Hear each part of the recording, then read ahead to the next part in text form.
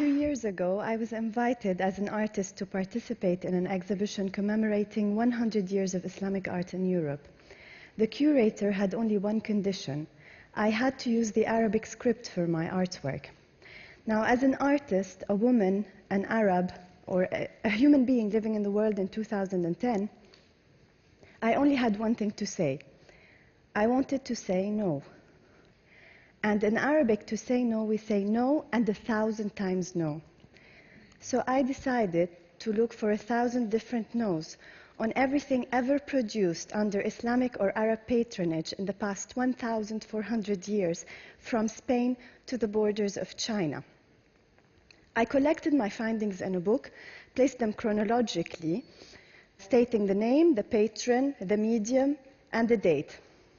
Now, the book sat on a small shelf next to the installation, which stood 3 by 7 meters in Munich, Germany, in September of 2010. Now, in January 2011, the revolution started, and life stopped for 18 days. And on the 12th of February, we naively celebrated on the streets of Cairo, believing that the revolution had succeeded. 9 months later, I found myself spraying messages in Tahrir Square.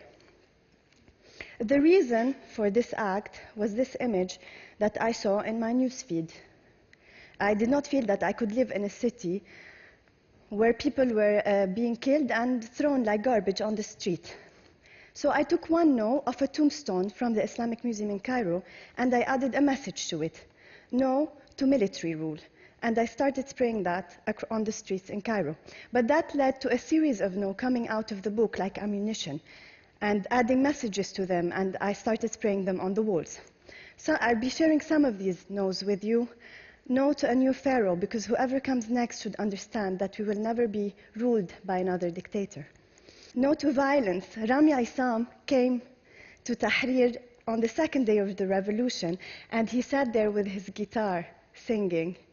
1 month after Mubarak stepped down, this was his reward. No to blinding heroes. Ahmad Harara lost his right eye on the 28th of January, and he lost his left eye on the 19th of November by 2 different snipers. No to killing, in this case, no to killing men of religion, because Sheikh Ahmad al-Din Affat was shot on December 16th during a demonstration, leaving behind 3 orphans and a widow. No to burning books. The Institute of Egypt was burnt on December 17th, a huge cultural loss. No to stripping the people, and the blue bra is to remind us of our shame as a nation when we allow a veiled woman to be stripped and beaten on the street. And the footprint reads, "Long live a peaceful revolution," because we will never retaliate with violence. No to barrier walls. On February 5th, concrete roadblocks were set up in Cairo to protect the Ministry of Defense from protesters. Now, speaking of walls, I want to share with you the story of one wall in Cairo. A group of artists decided to paint a life-size tank on a wall. It's 1-to-1. In front of this tank, there's a man on a bicycle with a bread basket on his head. To any passerby, there's no problem with this visual. After acts of violence, another artist came, painted blood, protesters being run over by the tank, demonstrators, and a message that read, "Starting tomorrow, I wear the new face, the face of every martyr. I exist." Authority comes, paints the wall white, leaves the tank, and adds a message: "Army and people, one hand. Egypt for Egyptians." Okay. Another artist comes, paints the head of the military as a monster eating a maiden in a river of blood in front of the tank.